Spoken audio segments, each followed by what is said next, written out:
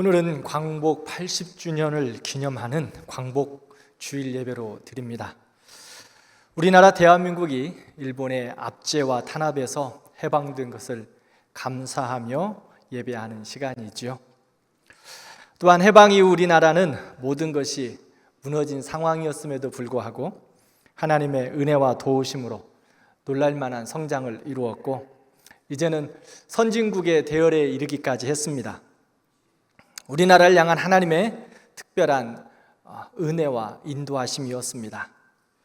광복주일을 맞이하면서 하나님께 감사와 영광을 올려드리고, 다시 한번 나라와 민족을 가슴에 품고 부흥과 회복을 위해 기도하는 시간이 되시기를 바랍니다. 느헤미야는 아닥사스다 왕의 술관원이었습니다. 그는 포로로 잡혀간 바벨론에서 태어난 유대인이었습니다. 그러나 페르시아 왕궁에서 왕의 신임을 받고 높은 자리에 이르게 되었습니다. 그러나 그는 자신의 안락한 삶에만 안주하지 않습니다. 예루살렘에서 온 사람들을 통해 고향 유다의 형편을 들었습니다. 유다의 상황은 예루살렘 성은 무너지고 성문들은 불탔으며 백성들은 환난을 당하고 있었습니다. 그 소식을 들은 느헤미야는 마음이 무너졌고 슬피 울며 금식하고 하나님 앞에 기도합니다. 느헤미야는 예루살렘 성의 성벽들이 무너진 것을 건축물의 붕괴로만 보지 않았습니다. 그는 하나님 백성의 정체성과 믿음이 무너진 것으로 보았고, 그것을 자신의 책임으로 여겼습니다. 그는 예루살렘에 있지 않았습니다. 그러나 민족의 아픔과 슬픔을 가슴에 품었습니다. 무너진 조국을 향한 하나님의 뜻을 구하며 기도한 하나님의 사람이었습니다. 이 시대도 마찬가지입니다. 우리의 현실을 보면 무너진 성벽이 보입니다. 무너진 정의, 희귀해지는 도덕, 흩어지는 가정, 무너진 다음 세대, 무너진 신앙들이 있습니다. 그러나 우리는 그것을 보고 어쩔 수 없는 시대의 흐름이다, 내가 할 수 있는 것이 무엇이 있을까라고 말하면서 무관심으로 지나치지 않아야 합니다. 느헤미야는 예루살렘의 아픔과 고통을 자기 일처럼 여겼습니다. 그리고 기도하기 시작합니다. 오늘 우리에게도 나라와 민족과 가정과 교회의 여러 가지 일들을 바라보고 혹이나 무너진 성벽들이 보이면 느헤미야처럼 기도하는 우리가 되기를 바랍니다. 느헤미야의 기도와 헌신을 통해 하나님께서는 무너진 성벽을 다시 세우셨습니다. 우리의 기도와 헌신을 통해 우리의 무너진 성벽들을 다시 세워주시고 회복해 주실 줄 믿습니다. 첫 번째로 살펴볼 것은 무너진 예루살렘을 보면서 느헤미야는 어떻게 기도했는가입니다. 5절 말씀을 보면 느헤미야는 하늘의 하나님 여호와 크고 두려우신 하나님이여 라고 기도의 시작에 하나님의 위대하심과 크고 광대하심을 고백합니다. 그리고 주를 사랑하고 주의 계명을 지키는 자에게 언약을 지키시며 긍휼을 베푸시는 주여라고 고백하면서 하나님의 사랑과 언약에 신실하신 하나님을 고백하고 있습니다. 느헤미야는 지금 민족의 환난과 수친을 당하고 있는 처참한 현실 앞에 서 있습니다. 그러나 그는 상황보다 크고 환경보다 더 크신 위대하신 하나님을 먼저 바라보고 그 앞에 나아갑니다. 그리고 하나님께서 그의 백성 가운데 언약하신 하나님의 그 언약을 가지고 기도합니다. 자비로우신 하나님의 성품을 말씀하며 그는 기도하기 시작합니다. 이것이 바로 믿음의 기도입니다. 기도는 하나님이 누구신지를 바로 알고 고백하는 것에서부터 시작합니다. 상황과 환경은 절망스러울 수 있습니다. 그러나 하나님은 여전히 크고 하나님은 여전히 광대하십니다. 상황은 어려울 수 있습니다. 환경은 무너질 수 있습니다. 그러나 하나님은 여전히 신실하시고 언약을 지키시는 하나님이십니다. 그 크고 위대하신 하나님, 언약 가운데 신실하신 하나님을 고백하며 기도하는 것이 기도의 출발점입니다. 이사야 37장을 보면 히스기야 왕이 아수르의 공격을 받습니다. 이스라엘이 어려움에 처합니다. 그 당시 아수르는 거의 최대 강대국이었습니다. 아수르 왕 사네립이 히스기야 왕에게 편지를 보냅니다. 항복하라고.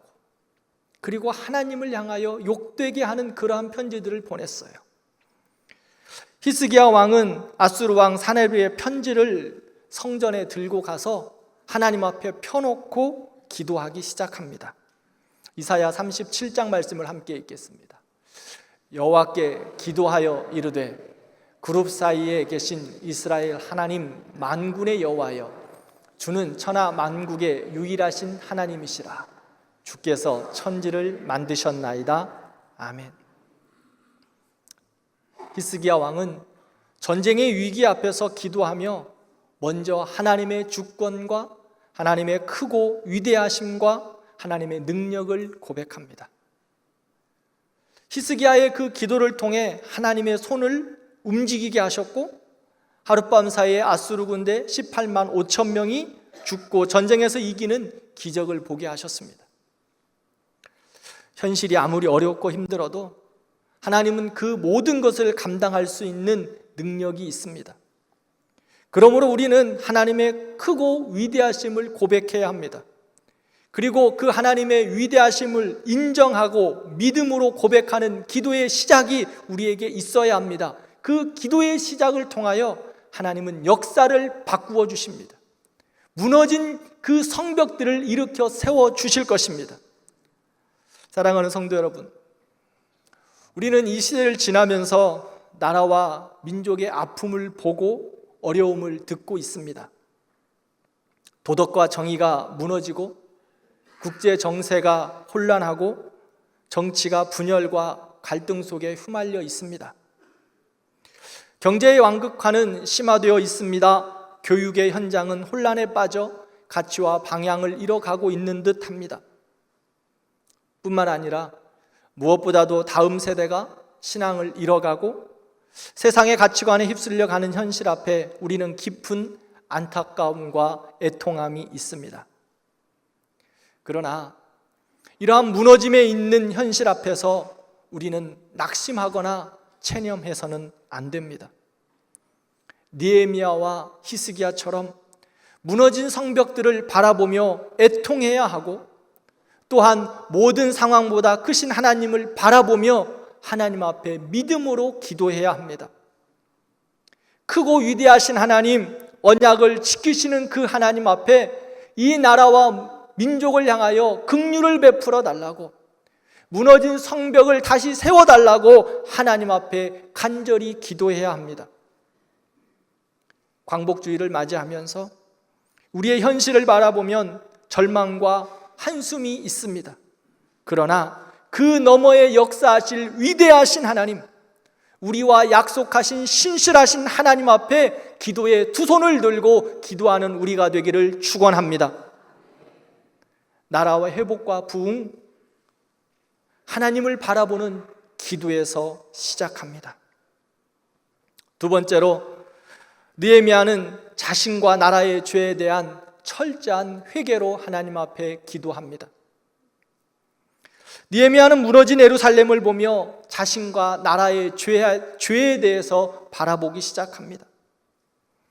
6절을 보면 느헤미야가 이스라엘을 위하여 주야로 기도하는데, 이스라엘 자손이 주를 향하여 악을 행하였습니다 라고 말씀하며 기도합니다. 우리가 주의 말씀을 따르지 않았습니다, 주의 길에서 벗어났습니다 라고 회개합니다. 그리고 주께서 귀를 기울여 주시고 종의 기도를 들어달라고 간구합니다.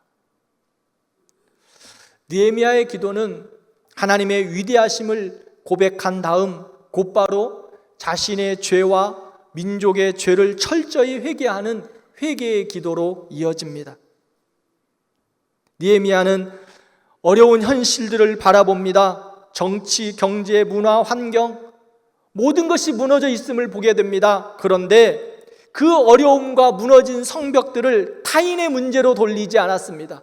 누구의 탓으로 책하지 않았습니다. 느헤미야는 그 모든 것이 자신의 죄인 줄 알고, 조상의 죄, 공동체의 죄인 줄 알고 그 모든 죄악의 문제들을 끌어안고 하나님 앞에 기도합니다.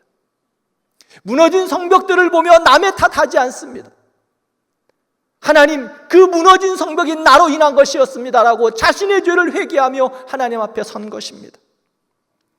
사랑하는 성도 여러분, 하나님 앞에서의 진정한 회복은 하나님을 인정하고 그 앞에서 회개함으로부터 시작됩니다. 많은 사람들은 어떠한 문제가 생기고 어려움이 생기면 남의 탓을 합니다. 다 핑계를 대기 시작합니다.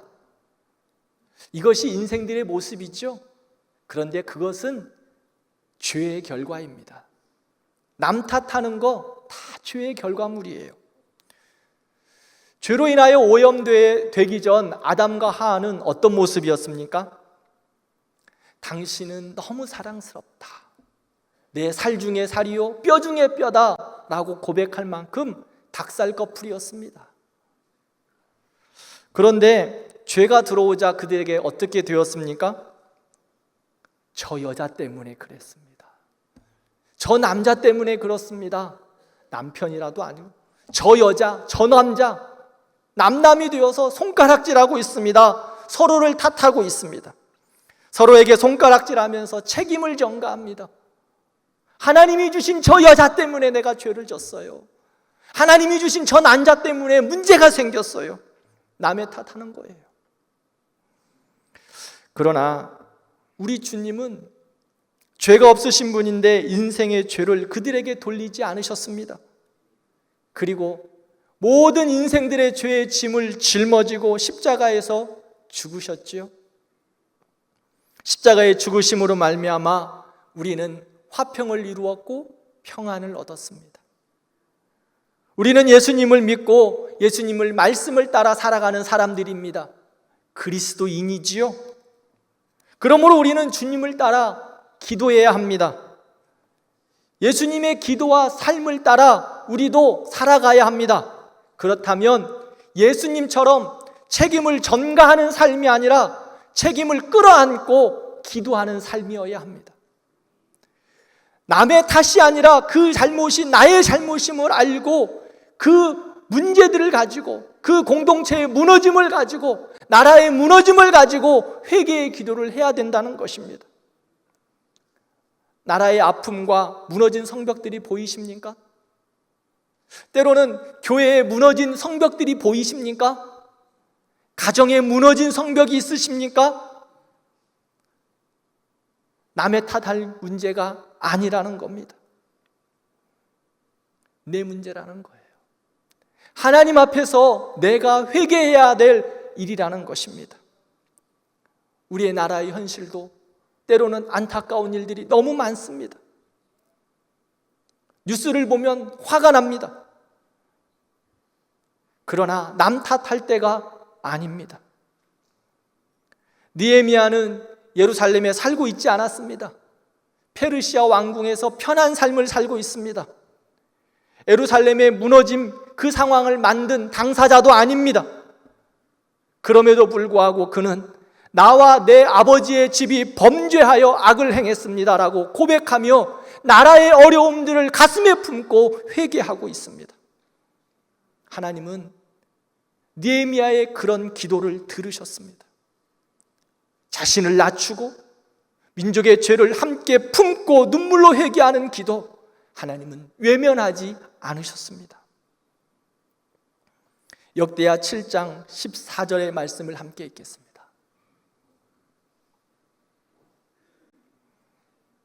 제가 읽어드리겠습니다. 내 이름으로 일컫는 내 백성이 그들의 악한 길에서 떠나 스스로 낮추고 기도하여 내 얼굴을 찾으면 내가 하늘에서 듣고 그들의 죄를 사하고 그들의 땅을 고칠지라. 아멘.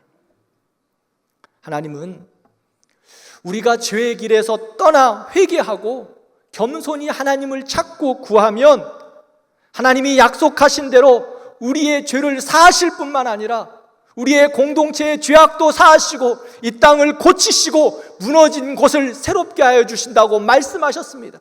신실하신 하나님께서 약속하셨습니다. 악한 길에서 떠나 스스로 낮추고 겸손히 기도하면 그 기도를 하나님께서 하늘에서 들으시고 고치시고 사하시고 회복하신다고 말씀하셨습니다. 사랑하는 성도 여러분, 하나님은 역사를 인도해 가실 때 특별히 하나님의 백성들을 중심으로 하나님의 역사를 이끌어 가십니다. 창세기 19장을 보면 소돔과 고모라에 대한 하나님의 심판 계획이 있습니다. 아브라함이 소돔과 고모라의 심판 계획의 소식을 듣습니다. 그래서 하나님께 아브라함이 이야기합니다. 하나님, 의인 50명만 있으면 소돔과 고모라의 멸망을 멈춰 주십시오. 하나님이 아브라함의 요청을 들으셨어요. 그래, 50명 있으면 내가 소돔과 고모라의 멸망을 멈추겠다. 아브라함이 가만히 생각해 보니까 50명 쉽지 않을 것 같아요. 그래서 하나님께 요청합니다. 하나님, 45명으로 좀 줄여주세요. 하나님이 그래 좋다, 오케이, 45명. 아브라함이 생각해 보니까 45명도 어려울 것 같아요. 하나님, 40명이요. 그것도 안 될 것 같아요. 하나님, 30명이요. 20명이요. 10명이면 어떻겠습니까? 하나님이 그래, 의인 10명이 있으면 내가 소돔과 고모라의 심판을 멈추겠다 말씀하셨습니다. 그런데 소돔과 고모라는 어떻게 되었습니까? 심판받아 멸망했습니다. 소돔과 고모라가 멸망한 것은 소돔과 고모라의 죄악의 문제이기도 합니다. 그렇지만 그 안에 의인 10명이 없었기 때문에 소돔과 고모라는 멸망했습니다. 소돔과 고모라의 죄악을 내 가슴에 품고 눈물로 회개하며 기도하는 의인 10명이 없어서 소돔과 고모라는 심판받았습니다. 그러므로 우리는 먼저 하나님 앞에 회개하고 하나님을 찾으며 이 나라와 민족을 가슴에 품고 통회하는 심령으로 기도해야 합니다. 우리나라를 위한 하나님이 찾으시는 의인 10명이 되어야 합니다. 무너진 성벽이 보이지요? 아픔이 있습니다. 고통이 있습니다. 그러나 그 무너진 성벽을 바라보며 남의 탓을 할 것이 아니라 우리가 먼저 그 문제들을 가슴에 품고 하나님 앞에 회개하며 기도하는 의인 10명이 되어야 한다는 것입니다. 하나님은 지금 의인 10명을 찾고 계십니다. 나라의 회복과 부흥은 하나님의 사람들의 회개와 기도에서 시작됩니다. 하나님은 지금도 자신을 낮추고 민족의 죄를 끌어안고 하나님의 긍휼을 구하는 사람들을 통하여 이 땅을 고치시고 치유하여 주시고 새롭게 해주실 줄 믿습니다. 두 번째로 살펴볼 것은 무너진 곳을 다시 세우는 헌신자들이 필요합니다. 느헤미야는 나라의 아픔을 품고 기도하는 것에서 끝나지 않았습니다. 자신이 그 무너진 성벽을 다시 세우는 일에 온 힘을 다하여 헌신했습니다. 그는 왕의 술 맡은 관원이었습니다. 지금으로 말하면 대통령의 비서실장쯤 되었을까요? 안정된 삶을 살고 있었습니다. 그런데 자신의 편안함을 내려놓고 예루살렘의 회복을 위해 자신을 온전히 드렸습니다. 그는 기도하면서 회복을 위하여 준비했습니다. 또한 준비하면서 그는 열심을 다하여 기도했습니다. 기도하면서 말씀에 순종하여 믿음으로 반응한 사람이었습니다. 느헤미야는 하나님의 때가 되었을 때 왕 앞에 나아가 유다의 회복을 위하여 예루살렘으로 갈 것을 요청합니다. 그리고 무너진 성벽을 재건하는 일에 그의 모든 수고를 아끼지 않습니다. 예루살렘 성벽을 재건하는 데 있어서 산발락과 도비아와 같은 사람들의 비난과 조롱도 있었습니다. 외부의 위협들이 만만치 않았습니다. 그것뿐만이 아닙니다. 내부의 분열도 있었습니다. 또한 성벽을 재건하는 데 있어서 자원과 인력도 부족했습니다. 수많은 장애물들이 있었습니다. 그럼에도 불구하고 무너진 성벽을 재건하는 일에 그는 전심을 다했습니다. 그렇게 온 힘을 다하여 수고하면서 52일 만에 성벽을 다시 세웠습니다. 무너진 민족의 성벽을 세웠습니다. 예루살렘의 정체성을 세웠습니다. 신앙의 정체성들을 세웠습니다. 느헤미야는 말로만 끝내지 않았습니다. 자신의 온 삶을 들여 수고하고 헌신했습니다. 우리나라 광복의 역사 속에 독립운동가이자 교육자인 이상재 선생님이 있습니다. 그는 기독교 신앙을 바탕으로 사람을 변화시키고 그 변화된 사람들이 민족을 살릴 수 있다라는 확신이 있었습니다. 그래서 그는 신앙과 교육을 통해 민족의 미래를 세우고자 했습니다. 그래서 수많은 교육을 시작합니다. 그런데 많은 어려움이 뒤따랐습니다. 일제의 철저한 감시와 탄압으로 체포되기도 했습니다. 서대문 형무소에서 3년 이상의 수용 생활도 했습니다. 그가 섬겼던 교육기관에 대한 폐쇄가 있었습니다. 또한 심한 압박이 있었습니다. 그런데 이상재 선생님 결코 물러서지 않았습니다. 오히려 고난 속에서 더욱 굳건히 서 있습니다. 젊은이들에게 민족의 역사와 정체성을 심어주었고 그들의 가슴 속에 신앙과 나라의 소망, 나라의 새로움을 심어주었습니다. 마치 느헤미야가 외부의 조롱과 내부의 분열 속에서도 성벽 재건을 멈추지 않았던 것처럼 어떤 어려움과 시련 속에서도 무너진 나라를 세우기 위해서 그는 모든 헌신을 다했습니다. 자기의 삶을 드렸습니다. 재산을 드렸습니다. 자기의 지식을 드렸습니다. 모든 수고를 다했습니다. 이상재 선생님은 조국을 사랑한 애국자였을 뿐 아니라 기도하고 민족을 위해 자신의 삶을 드렸던 느헤미야와 같은 헌신자였습니다. 그를 통하여 도산 안창호, 조만식, 윤치호 같은 수많은 제자들이 나왔습니다. 그들이 대한민국의 독립을 위해 헌신했고 나라의 무너진 성벽을 세우는 초석이 되었습니다. 사랑하는 성도 여러분, 광복은 어느 날 갑자기 하늘에서 떨어진 것은 아닙니다. 광복 이면에 이상재 선생님과 같은 기도하는 헌신자들이 있었습니다. 주기철 목사님과 같은 믿음의 순교자들이 있었습니다. 그리고 이름도 없이 빛도 없이 무너진 성벽 앞에 자신을 드린 하나님의 사람들이 있었습니다. 해방 이후 우리나라가 모든 것이 무너진 상황이었음에도 불구하고 하나님의 은혜와 도우심으로 우리는 다시 일어설 수 있었습니다. 땅은 피폐했고 민심은 흩어졌으며 정치적 혼란과 경제적인 빈곤 그리고 남북의 분단이라는 비극 속에 우리는 깊은 어두움 가운데 있었습니다. 그러나 그 무너진 자리에서 하나님의 백성들이 눈물로 기도했습니다. 복음 위에 나라를 세우고자 했던 수많은 신앙의 선배들이 있었습니다.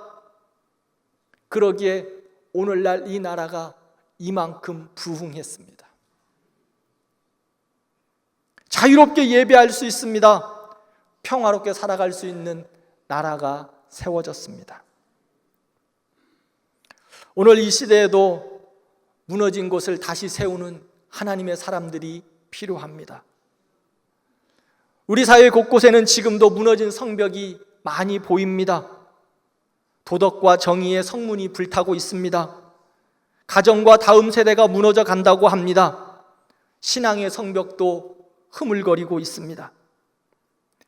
이러한 현실 속에서 하나님은 무너진 성벽을 다시 세우는 하나님의 사람들을 찾고 계십니다. 기도하는 자, 기도하면서 준비하는 자, 헌신하는 하나님의 사람들을 찾고 계십니다.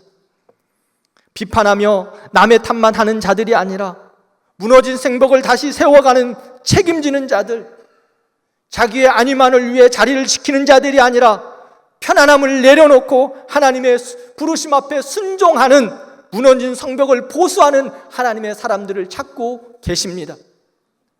하나님은 오늘 이 시대 가운데 우리 대광교회가, 그리고 우리의 성도들이 이러한 무너진 성벽들을 바라보며 그 무너진 성벽을 다시 세우는 하나님의 사람들이 되기를 기도하고 계십니다. 바라고 계십니다. 우리 교회가 이 사명을 감당해야 합니다. 이사야서 58장 11절과 12절 말씀을 함께 읽겠습니다. 여호와가 너를 항상 인도하여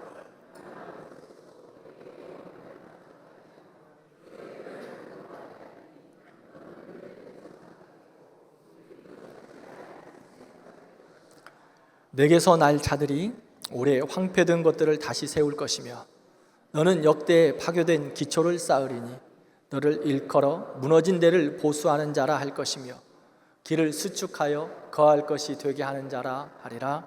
아멘.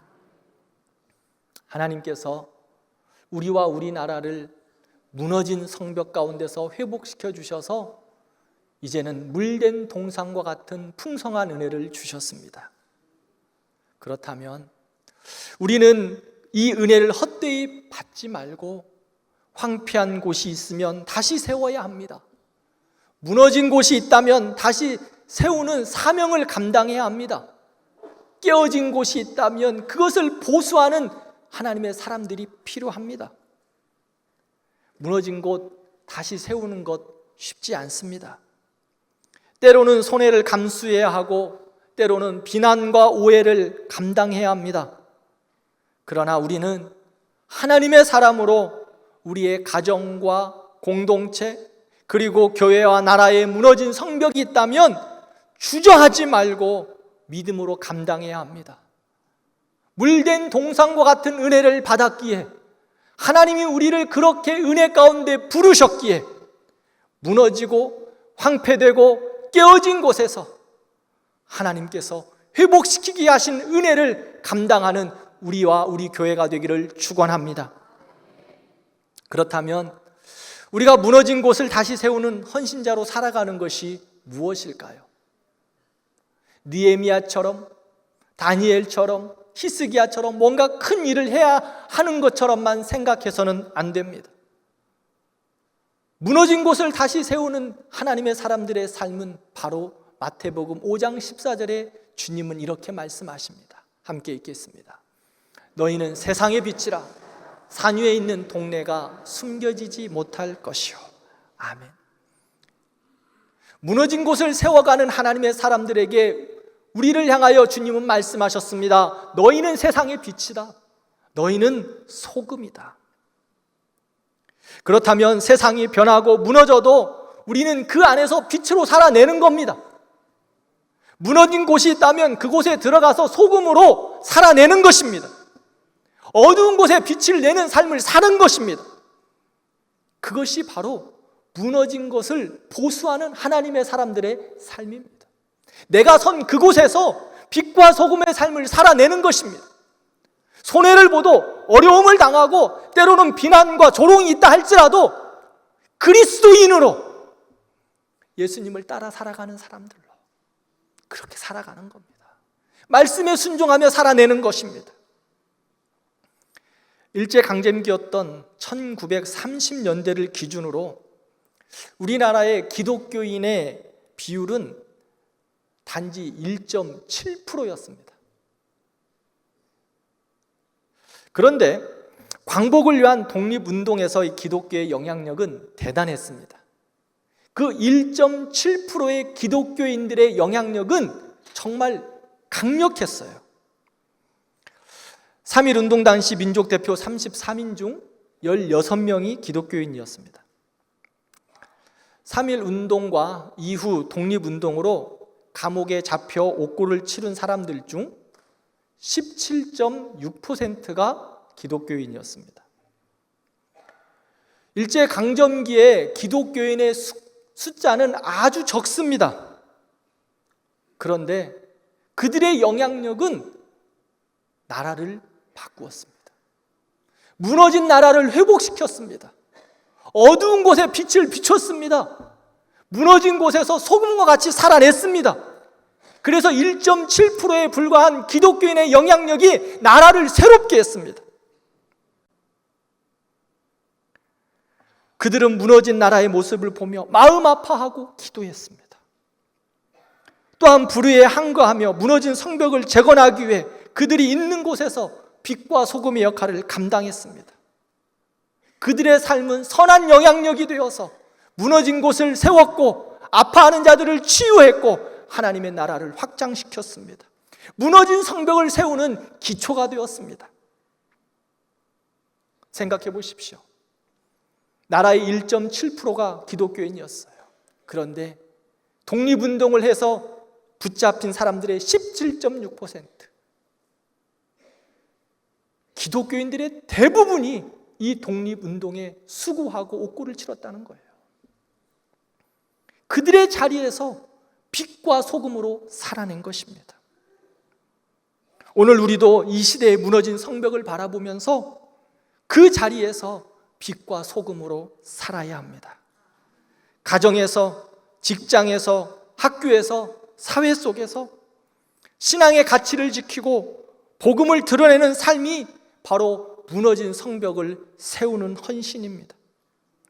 빛은 어둠 속에서 더 빛이 납니다. 소금은 부패를 막습니다. 세상은 갈수록 어두워진 가치로 모든 가치가 무너진다고 합니다. 그럴 때일수록 하나님은 하나님의 사람들에게 더욱더 빛과 소금의 역할을 감당하며 살라고 말씀합니다. 그리스도의 향기를 풍기며 진리의 말씀을 붙들고 사랑과 진리를 실천하는 그 한 사람들을 통하여 하나님께서는 무너진 성벽을 다시 세워주실 줄 믿습니다. 말씀을 맺겠습니다. 광복은 과거의 사건이지만 그 정신은 오늘도 살아 있어야 합니다. 광복 이후 우리나라는 많은 회복을 이루었지만 또 다른 곳에서 무너짐의 소리들이 들립니다. 서로 간의 깊은 갈등과 분열, 영적 침체, 다음 세대의 가치관의 혼란과 신앙적 위기라는 어려움에 서 있습니다. 하나님은 지금도 느헤미야와 같이 무너진 성벽을 보고 가슴 아파하며 기도하고 무너진 성벽을 세울 하나님의 사람들을 찾고 계십니다. 이제는 교회가, 그리고 우리가 느헤미야처럼 부르심을 받아 무너진 곳을 세우는 사명을 감당해야 합니다. 영적인 광복, 신앙의 회복, 민족의 부흥은 여전히 하나님의 사람들에게 주어진 사명입니다. 그러므로 오늘 우리는 느헤미야처럼 현실의 아픔 가운데 애통하는 심령이 있어야 합니다. 무너진 것들을 바라보며 기도하는 무릎이 있어야 합니다. 하나님의 뜻을 품고 빛과 소금으로 살아나는 헌신하는 삶이 있어야 합니다. 우리 모두가 하나님의 사람으로 부르심 앞에 순종할 때 하나님께서 우리의 가정과 교회 그리고 나라와 민족의 무너진 성벽들을 다시 세워주실 줄 믿습니다. 지금도 하나님은 이 나라를 통하여 하나님의 역사를 이루어 가고 계십니다. 세계 열방 가운데 하나님의 뜻을 이루어가는 제사장 나라로 우리나라를 삼아주실 줄 믿습니다. 그러기에 무너진 성벽, 무너지는 아픔들을 볼 때 우리는 그것을 애통하는 심령으로, 마음의 애통함으로 하나님 앞에 기도해야 합니다. 그리고 우리가 선 자리에서 빛과 소금으로 살아내서 하나님의 뜻을 이루어가는, 무너진 성벽들을 세워가는 우리 교회와 성도들이 되시기를 진심으로 축원합니다. 함께 기도하겠습니다.